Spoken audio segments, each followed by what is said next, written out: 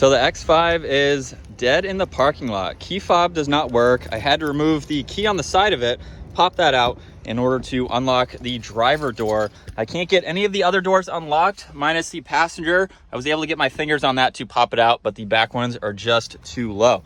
So we don't have any locks. Power seats do not work. Foot on the brake, and we got nothing. So the X5 is getting on a flatbed here shortly, heading to the dealer. I have a little bit of knowledge with what's going on and why it's not starting up. BMW ownership experience at its finest. Just kidding, they are very reliable. This is just, well, you'll see. Stay tuned. Hey everyone, and welcome back to the channel. So today you join my wife and I in our 2022 BMW X5. This is the xDrive 45e, so this is the plug-in hybrid. And as you've seen from the title and the thumbnail, we have a lot to cover in today's video. So we've owned this for about 6 months. So we are going to go over a lot of what our ownership experience has been like over that time. And where do you want to start with the X5? Because this has been your dream SUV. Yes. This has been something that you've wanted for several years, and we finally made it happen. I know. So I guess I could start by saying I still love this car. It has been such, like, it's gonna sound weird, but it's been such a blessing. I didn't know what I was missing with, I mean, my previous car was perfectly fine. My Honda lasted me 10 years, and I never really had a complaint with it. Yeah, it lasted 100,000 miles. Yeah. 101. Yeah. But there's just like something to be said about a comfortable car and like upgrading to like the newer amenities that come along with the car. It's just been so nice. Like, aside from like the comfort of the seats, the smooth drive, the heads-up display, which has been super nice and convenient, the bigger screen, it just like the everyday conveniences. Like, the push button. Yeah, the push button start. That's been nice. Like getting out of my car, walking away and it locking, walking up to it and unlocking. Like, that has been so helpful, not having to dig into my purse for the keys, driving, around and get a phone call. I can like answer it from the screen. I don't have to like fiddle for my phone, and like it's not as dangerous. Stuff like that has been super nice. This is mainly her car, so I don't drive it too often, so it's nice to hear, how you're enjoying it. I typically don't go into work, but there were 2 straight weeks where I was going in at 5:30 a.m. every day, and I felt comfortable driving this car in the middle of the morning, or super early morning, rather. Can I jump off of that with the hybrid system now, what we learned over the last 28 days from you doing that, doing the drives and stuff? It's trying to turn the volume up. Oh yeah, with the gesture control. So one thing with this hybrid system, this is the first hybrid that either of us have ever owned, and it's taken a little bit of time to get used to it, but in the last, let's just call it month, the last 30 days, we are on 613 miles with 105 miles to go on one tank.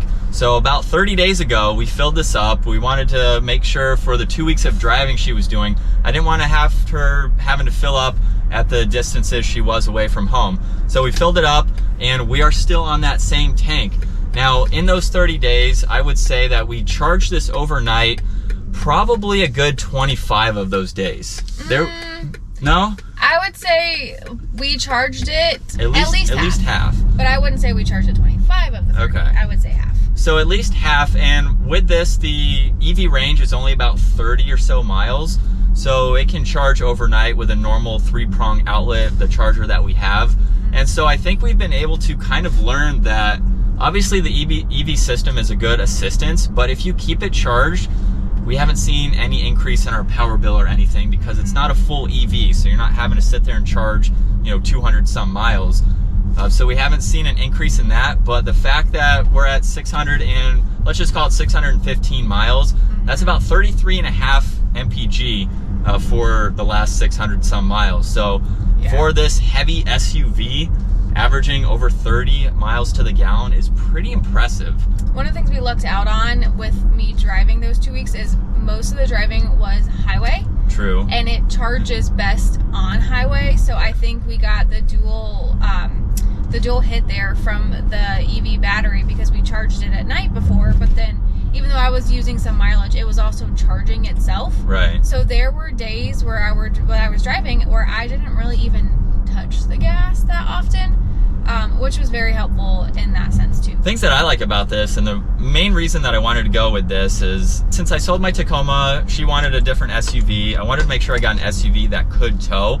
A lot of people who buy an X5 don't really use them for towing, so I'm kind of in the minority of that. Like I needed to have the hitch on this vehicle. This can tow 6,200 pounds, and I thought it was pointless to buy it. If we're buying an X5, why buy it without a hitch if it's capable of towing?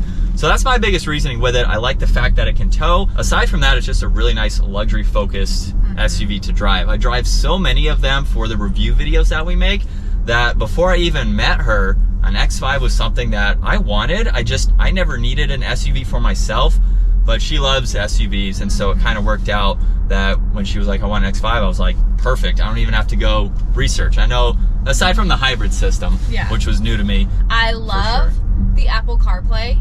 That has been super fun to like play with and learn, and I feel like this is my car. Like, my information that I need is readily available. The last thing I can think of that I really like is this is a beautiful car. Like, walking up to it, it's nice to look at, which it's not a necessity. Like, I liked my Honda. It was cute, but it's just like a beautiful car I've always wanted, and I didn't think I would get it. So it's just cool to own it, whether I own it for a long time or, with Mike, he likes to change things, so you never know.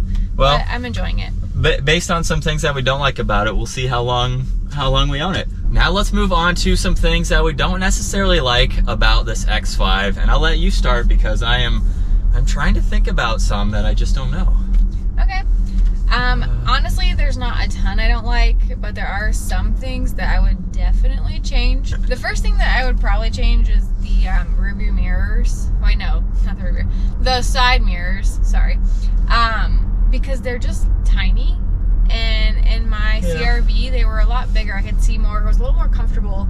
The first time I drove this on the interstate was terrifying because they're so small. I wasn't used to where they needed to be for me to see everything, so they weren't set properly, and I just didn't know it till I knew it. But it's easy to see overall now that you've got them. Now that I haven't fixed it, works. It's still a little odd. I'm still like, it takes some getting used to when you're used to a big space and you have a small space to work with. You can still see as long as they're set properly. Like, the visual isn't a problem once they're set. Sometimes my Apple CarPlay doesn't connect automatically. We did have an issue where it didn't connect for a couple days at all. I think that was my fault because there's two different settings in there. Like, one's your phone and one's some BMW something. So I think that was user error, but there's some software kind of glitch issues with the systems in some of the vehicles, not just this one. So like, it's kind of like when you update your cell phone to the newest software, and I don't know, sometimes you have a glitch, and I don't know. So there's some things like that. It's very minor though. The only thing that I don't like about this is the fact that you can't control the rear climate adjustments from the front. Oh yeah. So a lot of other vehicles have that. If you get into this, and if someone was in the back and they left this on high, it's going to stay in that position. So when you hop in, you're like, where's that noise coming from? It's not the ventilated seats because they're shut off. Like, you have to reach around here, and I can barely see it. Hey, it's on right now. It was on setting 2 or 3, but I think that's the only thing that I don't like. So when the time comes, when we have kids, if we still have this, that's gonna be you're gonna have to basically set it before you leave or take off, because they won't be able to do it. All right, you ready to share the biggest thing that we don't like about your X5? Yeah, I think we can do it. All right, so ironically, I was taking her car to go get it inspected. In the state that we live, you have your annual car inspection, which was coming up for the X5. So got the inspection for this car, and it passed, which is kind of funny, right? So it passed inspection. I went to the grocery store. On the infotainment system, there was a software update that needed to be addressed. You could hit activate now or wait until later. It said it would take about 20 minutes, so I figured, great, I'm gonna be in the store for 20 minutes. Let me start this software update now. So I did the software update. In hindsight, I should have known that something wasn't quite right, because when I got out of the vehicle, I forgot that I had something in the rear cargo, and there was no power to the liftgate. It would open, I just had to manually push it up and manually close it. And for a split second, I was like, well, that's odd. Like, what, like, where'd the power go, right? Yeah. There was no power.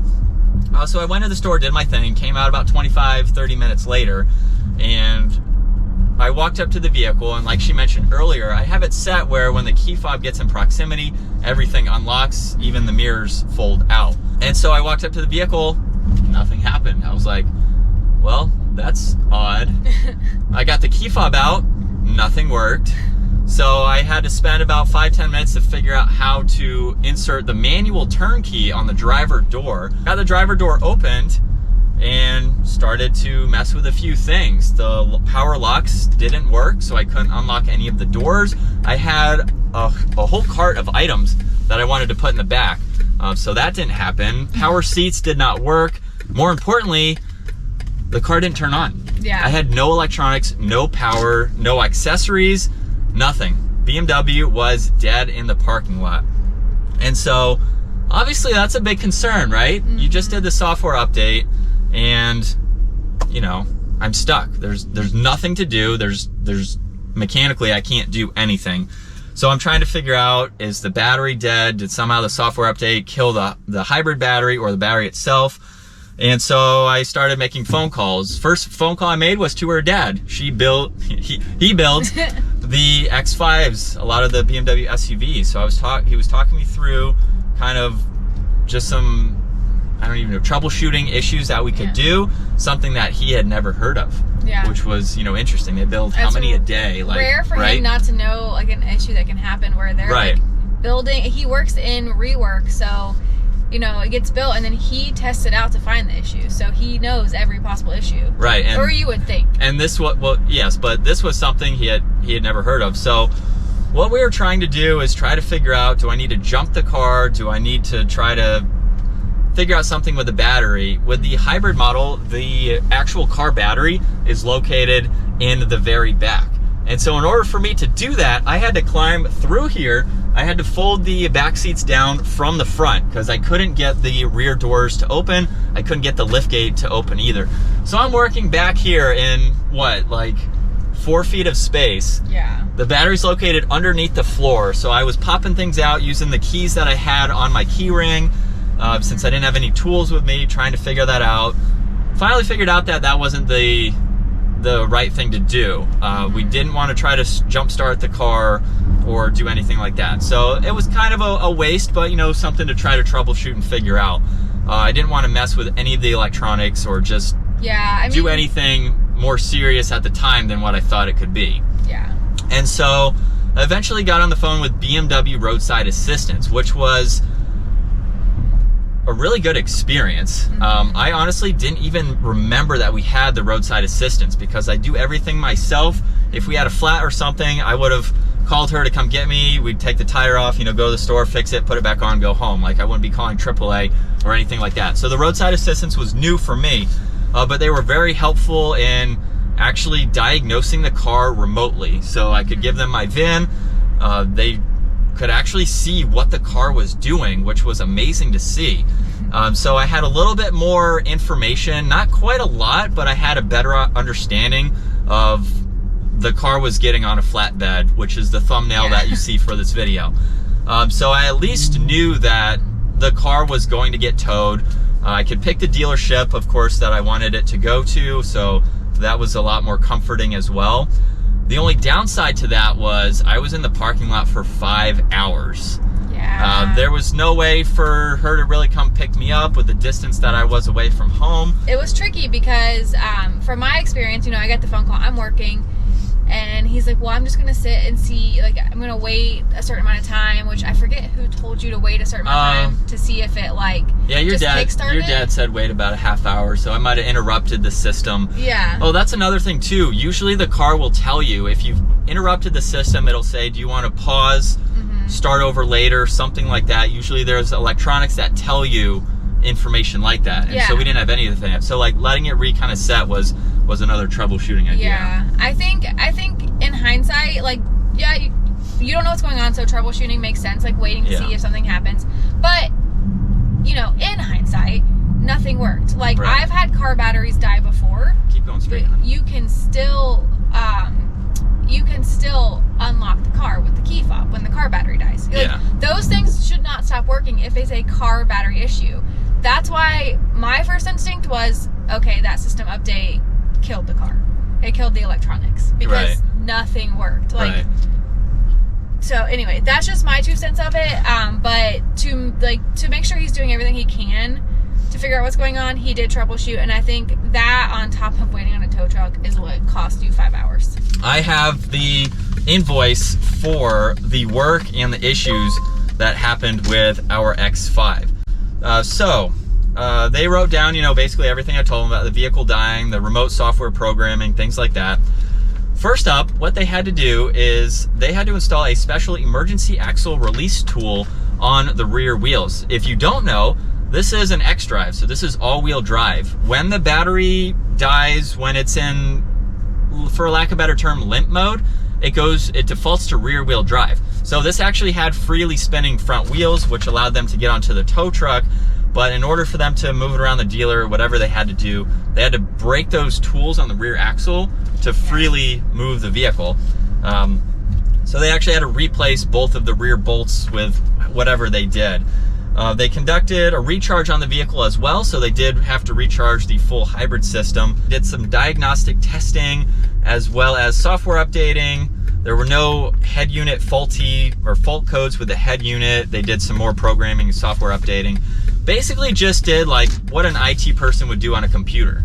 You know, hey, my computer's not working. Let's turn it off and on. Turn it off and off, Unplug it. And do all of that. And then obviously, like I said, the recharge.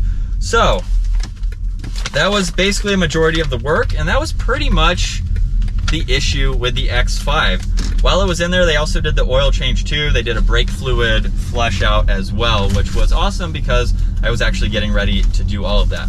He was going to do the oil change the same day. Yeah. So our total invoice for the work and what they had to do with this was $0.00.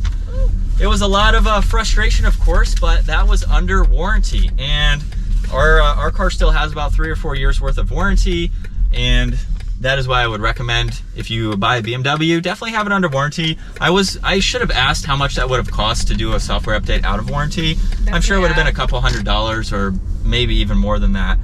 But so the warranty was definitely a good thing to have, of course. Oh yeah. But that was it. Our BMW X5 left me stranded in the parking lot for 5 hours because the software update had a glitch and only the dealer was able to hook up to the ECU and reprogram and do the software update. So if you have any kind of newer vehicle that asks you to do a software update, make sure that you're at home, because I could have been more productive while waiting for a tow truck. Much more comfortable. Much more comfortable. I could have driven to the dealership maybe to get some more information or something like that.